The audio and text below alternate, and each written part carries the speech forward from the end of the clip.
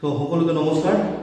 তো বহুত দুখৰ বিষয়, আজি আমি আকৌ সদৌ অসম আদিবাসী ছাত্ৰ সন্থাৰ হৈ এটা প্ৰেছ বিবৃতি দিব লগা হৈছে, যেহেতু সোনাপুৰত থকা ডন বস্কো ইউনিভাৰ্চিটি যেটো বাউণ্ডাৰী ৱাল আছিলে, সেই boundary wall without information, without permission of the district commissioner or anybody else, কোনো সেকেন্ড পক্ষ থার্ড পক্ষ লগ লাগি তাতে সেই বাউণ্ডাৰী ৱালবিলাক ধ্বংস কৰিছে, ডিষ্ট্ৰয় কৰিছে। আজি আমি সদৌ অসম আদিবাসী ছাত্ৰ সন্থা স্পষ্টকৈ ক'ব খোজো, যেহেতু ডন বস্কো ইউনিভাৰ্চিটি এইটো মাত্ৰ এটা অনুষ্ঠান নহয়, ইয়াতে হাজাৰ হাজাৰ ল'ৰা ছোৱালীৰ ভৱিষ্যত জড়িত হৈ আছে। সেই ভৱিষ্যতৰ লৈ কোনোবা খেলা খেলিব আৰু আমি সদৌ অসম আদিবাসী ছাত্ৰ সন্থা বহি থাকিম, এইটো কিন্তু হ'ব নোৱাৰে।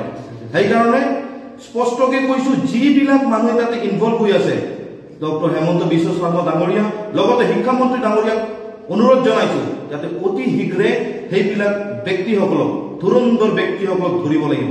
কাৰণ আমি শুনিবলৈ পাইছো যে তেখেতসকলে যিবিলাক ব্যক্তি তাতে ইনভলভ আছে ডিষ্ট্ৰয় কৰা, সেইবিলাক ব্যক্তিয়ে ধন দাবীও কৰিছে আৰু এনেকুৱা ধন দাবী কৰিছে বহুত হিউজ এমাউণ্ট।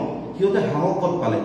আমাৰ ডিষ্ট্ৰিক্ট ডিচি আছে, প্ৰশাসন আছে, প্ৰশাসন ডিচি সকলক বাদ দি কেনেকৈ যে সিহঁতে সাহস পাইছে, এতিয়াতো আমাক উমানো লাগিছে যে আমাৰ ডিষ্ট্ৰিক্ট কমিশনাৰবিলাকো তাতে জড়িত থাকিব পাৰে, চিডিচি।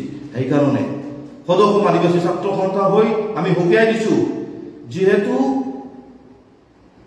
ডন বস্কো ইউনিভাৰ্চিটি ভৱিষ্যত বনোৱাৰ কাৰণে বহুত ছাত্ৰ ছাত্ৰী, দুখীয়া ঘৰৰ ছাত্ৰ ছাত্ৰী তাতে আহে আৰু পঢ়ি আছে বা পঢ়িব ইন ফিউচাৰ, যাতে সেই অনুষ্ঠান যাতে ধ্বংস কৰিবৰ কাৰণে যিবিলাক ব্যক্তি জড়িত হৈ আছে, আপোনালোকে অতি শীঘ্ৰে সিহঁতক কৰায়ত্ব কৰক, এৰেষ্ট কৰক আৰু উচিত শাস্তি দিয়ক। সেইখিনিকে ক'ব খুজিছোঁ। ধন্যবাদ।